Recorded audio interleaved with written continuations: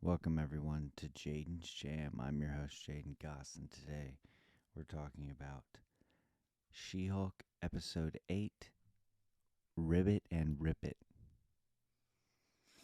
This was a fantastic episode. So for those who don't know, I've been a little mixed on this show so far. I really liked the first 4 episodes. I had my issues with the fourth one. But then after that, this show kind of lost me for a few episodes. I've been a little mixed lately. More positive than negative overall, but it just hasn't been really funny, and there hasn't been a clear through line. And I know it's supposed to be a sitcom. We're not supposed to care about having a big storyline. This is supposed to just be a comedy. But I can't help it. I'm used to the Marvel formula, I guess, and it's whatever. You can call me a moron. That's fine. But this rivals the first episode as the best episode of this show to me. And it's really cool. And this episode, and we got to see Hulk in the first episode. And this episode, we got to see my boy Daredevil. Now, for context purposes, I'm not one of those people who has just wanted to see Daredevil and not actually cared about She-Hulk as a character or what she's going through. No, that's not true. I'm not one of those people. But I'm not going to lie and say I haven't been looking forward to seeing probably top 5 favorite Marvel characters in this show, especially wearing a brand new costume. It looks very similar design-wise to the Netflix costume, but this time it's gold and red. But I think so one of the things I was a little worried about, and I wasn't sure if I was into, was bringing in the gold and red costume. It works in the comics, and from the trailers, I just wasn't sure if it was going to work exactly. And I'm glad to say I was wrong. The costume looks fantastic. I love his costume. I love how his eyes are black now. The lenses are black, and it just creates this, like, you can see why criminals would fear him. And he was the best part of this episode to me. I'm going to be honest. I think that Charlie Cox is perfect casting when it comes to Daredevil, and I'm just so glad that they brought him back. And they already brought Vincent D'Onofrio back as Kingpin and Hawkeye. But this time, and that was in a similar way, because Hawkeye was a action comedy, and I wasn't in love with the way they portrayed Kingpin in Hawkeye, but in this, it really works. Daredevil just works so well. And, one thing I think a lot of casual fans of Daredevil who only watch the Netflix show are under the impression that Daredevil can only brood, he can only be a dark character. He's basically Red Batman to a lot of these people. And if you've read the comics, Daredevil is not just a one note, dark character. No, he's actually really funny. He's got a lot of charisma. He isn't this one note uh vigilante dark character. Like, he does have humor. He can make jokes. He jumps around in this episode, and I've already seen, like, it seems like a lot of people didn't like this episode, like his portrayal, and it works for me. Like, I think it's a seamless transition from the Netflix Daredevil in this show, even though there's a lot more humor in this, and I think he's genuinely funny. But even when he first shows up in the courtroom, and which is a great scene, because I love the fact that he's trying to protect the superheroes who have secret identities, which you could say he's mainly trying to protect himself, but no. He's a good guy. He's trying to protect all the superheroes who don't want their secret identities revealed. And I love that he uses that to basically win the case. He even says uh, She Hulk has chosen to be public with her identity, but she can't choose that for other people because if if superheroes' enemies find out their secret identities, they could not only attack them, but they could also attack their family members and their loved ones, which is important to point out. And then he, of course, he already figured out that Leapfrog had used jet fuel, which then goes against what Luke had told him, saying, I guess he told him, don't use jet fuel, basically. And he did, and he burned his legs. Which, again, that was a funny opening scene, by the way. Which Leapfrog was, I think, honestly, he might be my favorite of the bad guys we've seen on this show so far. Uh, well, I take that back.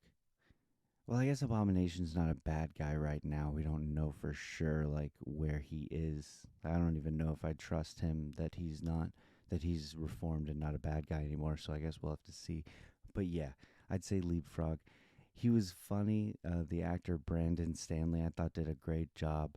He's obviously an idiot and the kind of dude that you don't want being a superhero because he just causes more problems. And then by the end, he's a villain. Like, he's full on just being a bad guy. He couldn't hack it trying to stop guys. And we're not even sure. Like, I don't know. It was. He was really good, and I love the that he references Iron Man. He says we should get an AI in the suit and with a British voice. I just thought that was a funny line. And I thought he did a good job overall. But getting to She Hulk herself, this was the best I've seen of her, CGI wise. I thought maybe they saved a lot of the visual effects budget for these last two episodes. Because in the first episode, I thought she looked good too. I didn't have as much of a problem as a lot of other people with her CGI. I can see the argument why it hasn't looked great, but it is a TV budget. But I thought it looked fantastic in this episode. You could really see her facial expressions for really the first time for me. Like, I don't know, I think visual effects wise, they did a great job. And I didn't have a problem with them using CGI for a lot of Daredevil's acrobatics because a lot of it was practical, though. Like, a lot of the action in this episode, especially the hallway scene, which harkens back to, of course, the famous, hallway scene in Daredevil. Obviously, that scene is a million times better than this one, but it's just cool seeing a reference to that in this show. I mean, you can't get around it. It's an easy reference to make, but it works so well. But I didn't have a problem with it. I mean, this is what Disney does. Disney and a lot of these companies rely more on doing CGI acrobatics than doing practical. And that's, I mean, because they want to get these shows out fast. You can tell that, they're starting to run out of steam with a lot of these shows, for me personally. But I don't have a problem with the CGI. Honestly, I didn't even notice it really because a lot of this episode took place at night, and I thought they hid it really well with him.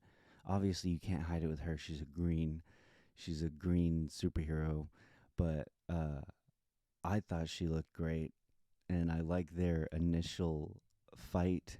You know, it's funny that they even reference like, "Why didn't you talk to me?" And like she's like, "Well, why didn't you tell me that he had kidnapped Luke?" And he's like, "Well, why did you immediately start to kick my ass before even asking me about it?" And she was like, "Well, I assumed the guy who's wearing a devil costume is a bad guy." And I liked that he was like, "Fair point."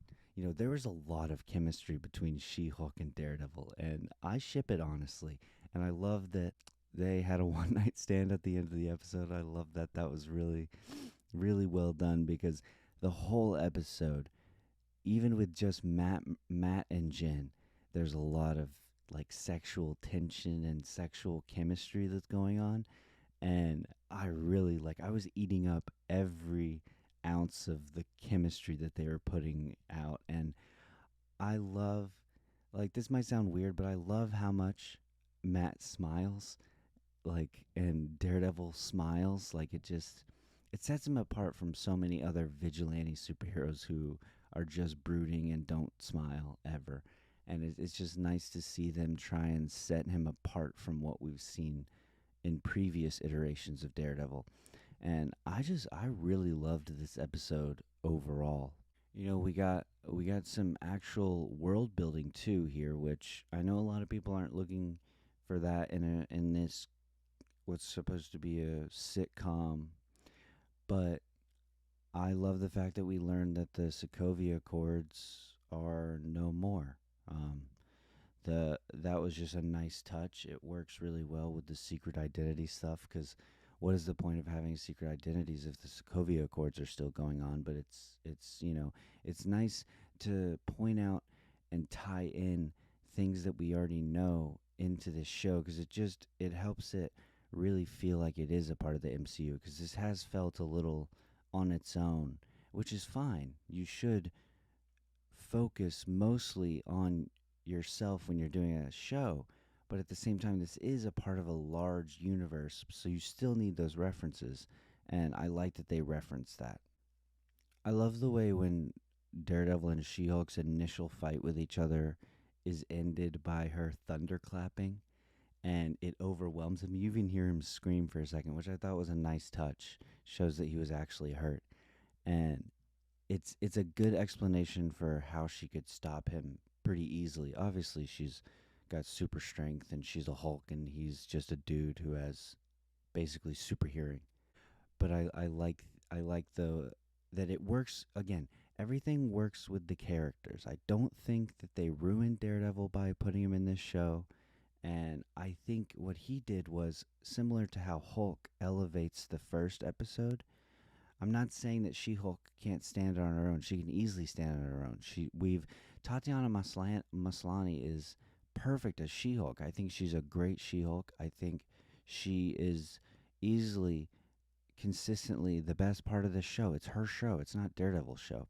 But I will say, when you have a who I would personally consider Daredevil an A-list superhero. I know he's not to a lot of people. He's probably more of a B superhero to a lot of people, but he is one of those characters that will automatically elevate your show. He had 3 successful seasons on Netflix, and he's had a movie. I know a lot of people don't like the movie with Ben Affleck, but he has been around a lot longer in the consciousness of casual moviegoers, casual fans of like Netflix and stuff, longer than She Hulk has. I'm not saying that he's more important or that she's less important. I'm just saying that a character like this will elevate your show, and I hope this brings a lot more eyes to this show because this was a fantastic episode. And I honestly, at the end of that fight, I felt bad for Matt when they're talking, and he's like, "I'm Daredevil," and she's like, "Who's that?" And I just love that, and I felt for him because he's been putting years into being this superhero, and because he's so street level, people still don't know who he is, and I felt the hurt there, and I thought that worked really well. And I like that you know this the big set piece near the end of the episode with Daredevil and She-Hulk working together after they've realized that they're on the same side. Honestly, I think my favorite moment of the episode, besides when they have the one night stand, sorry, I was really looking forward to it and hoping that it would happen, just because of all the chemistry and sexual tension that was going on this whole episode. My favorite moment though was, and it felt so Daredevil. Again, that's why I feel like they didn't ruin the character. It's the same guy that we've seen in the Netflix show, just in this show. But when he's rattling off the number of goons by hearing their heartbeats, and then they have again another moment of this tension, of this like this thing, this chemistry that's going on, where she's like, you don't really hear heartbeats. Like that's a little far fetched. And then he switches and he's like, I can hear your heartbeat and it sounds like you're a little scared. And I just love, I don't know, there's so much chemistry here. I really hope that this isn't just a one night thing. Like I hope they actually like put them together. They're both lawyers. They work so well. I know she's not in New York, so that's what's going to make it hard. But I think it works so well. I love the fact that he's like taking the lead. He's more experienced as a superhero, whatever. You can say it's arrogance. I don't know. I wouldn't argue with that a little bit. But it's funny that he's like, okay, so I can take out 10 goons in about 15 seconds each. And she's like, you want me to stand up here for 30 minutes and wait? And I just think that it's funny that that joke comes back later too. And oh, by the way, funny thing before I go on, I love that Daredevil basically explains the difference because I didn't even know the difference. I mean, I just feel like there's synonyms of each other, but between henchmen and goons, like henchmen are ones who believe in the cause. Goons are just guys who just want to get paid. It's funny that they explain that because I've never really thought about the difference between the two. I've always just thought it's just a synonym that you can trade in and out for different ways to say it. One of the things I really loved was I mentioned the hallway scene already, but I like the use of the blue lighting in this hallway scene because it contrasts the use of red lighting at the end of the episode when She-Hulk loses her shit and when everybody's scared of her. And I like the contrast between using blue lighting for Daredevil in this hallway scene and using red lighting for her later in the episode. I like the little things like that. It works really well. There's so much I this I think what I really loved about this episode was it really felt like what the premise of the show was saying it was going to be, which is a legal comedy with superheroes. And we got both of those things in this episode, and I think that's really why this is the strongest episode for me. I like even when Daredevil is beating these goons up in the warehouse where they're talking about like how Leapfrog could have a lesser sentence because of this, and she was like, yeah, we could argue that you have a manic episode. And then he's like, then I like how Daredevil cuts in while he's beating people up, and he's like, yeah, you could use like a more like a traumatic PTSD moment, like undiagnosed PTSD. And it's just, listen, I don't know all these legalities. I don't know all the different terms and stuff. I don't know how it all works. But for me, I just like that stuff. It works really well in this episode. I think the writing is really good in this episode. It didn't feel as cheesy as some of the other stuff we've seen in previous episodes. And I like how Leapfrog asks, how does he know this? Is he like a lawyer? Is the devil guy a lawyer? And he's like, no, I'm just a fan of legal dramas. I just love that. Again, there's a lot of really good lines here. And uh, one of the best moments of this episode is after they've stopped Leapfrog. Which, by the way, I love how he starts the episode by burning his legs and then he ends the episode by breaking his legs. But I love the moment after he's been stopped, after he's been apprehended, where is just hanging out on the lily pad sign, and She-Hulk comes up to him, and it just feels like a Daredevil moment. Like that's what Daredevil would do. He'd be chilling on the lily pad sign, and again, there's so much chemistry here, so much chemistry, and I love how it ends with the one night stand. And then I like how the next morning he's walking, holding his boots. He's got he's holding his boots in his hands, and he's just walking down the street. I love the. This is the first time we've seen the superhero walk of shame in this universe, and I just thought I liked it. It was funny. And then finally, we got some plot movements. So something I didn't mention was the tech bro came back. I don't know his name. I'm just gonna call him Tech Bro. Such a douchebag.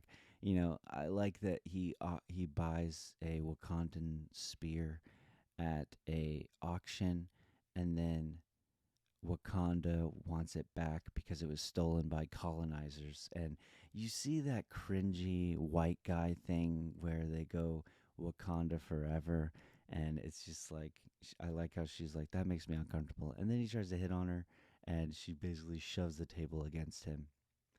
And one thing that happens when the so let's get into the final part. So she's at the gala. She's winning an award for female lawyer of the year, which honestly I thought there was going to be a shift around, and it was just going to be Mallory Book. But I like that at least they gave it to a bunch of them. It was just it was nice that she got some recognition instead of using some more comedy to tear her down some more. No, I feel like we need to do some more building up of her. We can't just keep tearing her down every time she gets something. So, which I guess they do anyways, but they do it in a different, they don't do it the way that I thought they were going to do. Anyways, and Intelligentsia hacks in, very, very reminiscent of Anonymous in our world. Uh, they hack, they show all the stuff, we saw that Josh had hacked into her phone. He had gotten information off her phone, and we see that they use that against her in this episode. And also, we see on the screen that she's having sex with someone. That's obviously the douchebag, bald guy. I think he's also in on this whole working for Intelligentsia. And obviously, the tech bro's the leader. Like, I still think that they're working for a higher up, like the leader, but I think that the leader of Intelligentsia is this tech bro douchebag dude who's trying to get her blood for the leader. Sorry, I had to work that out. Uh, I I like though because we get some actual plot movement here. Instead of just doing a bunch of different funny situational comedy, we actually got some plot movement at the end of this episode and left us on a cliffhanger of everybody's scared of She-Hulk. It's similar to what Hulk has gone through basically his whole time as being Hulk. And it's a nice juxtaposition because so far she's been able to keep everybody on her side. She hasn't lost her shit, and it was cool seeing, not I don't know if cool is the right word, but it's nice seeing some drama with her actually losing her shit, which totally totally understandable that she gets so angry and breaks all of the equipment. Like, it makes sense, and I think it works really well. And honestly, I can't wait till next episode. I think I saw on IMDb that Abomination, I saw like a screenshot of Abomination on the next episode. So I guess he comes back. I don't know, maybe I'm wrong. So I guess we'll have to wait and see. But yeah, Tatiana Maslany killed it again. She's so good as She-Hulk. I love her, and I love that the Intelligentsia logo is a play off Pepe the Frog. That's funny to me. Uh, and I think everything about She-Hulk worked so well in this episode. I loved seeing Daredevil. I know I gushed about Daredevil a lot, and I can see if people are annoyed with me for doing that, but he is one of my favorite characters, and I've been waiting to see him return somewhere. So it was cool seeing him. And to be honest, they've been referencing him in the marketing, and we saw his helmet in the fifth episode. Which, by the way, I want to say I take back my annoyance at them showing his helmet early in episode 5 and not having him show up in the next episode. I think it works well because he wasn't in um, California yet or whatever. Like, he was still in New York. He was on his way. I think it makes sense to show his helmet first and wait a few episodes and then bring him in. So I take that back. I think it works. They explained it well plot wise. So yeah. Yeah, and turns out Daredevil was just in town because he needed a new costume, and he represented Luke as a favor. And listen, that's all we need. We don't need some big exposition, whatever, like, or we don't need big tie ins to Netflix. We don't need all that. I feel like we can go in knowing that the Netflix stuff probably happened in this universe, but I don't think we'll ever get explicit references to the Netflix show itself. We might get fun references visually with, like, seeing the hallway scene, which is an obvious reference to all the famous, the well, the famous hallway scene in the Netflix show.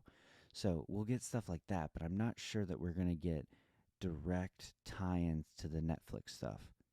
And hey, that works. If we just get the actors back, because I think most of the actors from the Netflix universe should just be brought in. Like, please bring back John Bernthal as Punisher. Please. He'd be fantastic.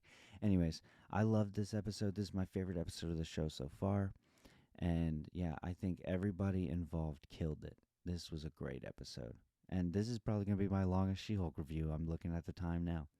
So yeah, like this video, comment below, let me know what you thought of the episode. Just please, all I ask is be nice and respectful with your opinions. That's it. Uh, what else? Oh, share the video if you like it, please. And subscribe to my YouTube channel. This is a growing channel. My equipment is not great. I will be getting better equipment eventually.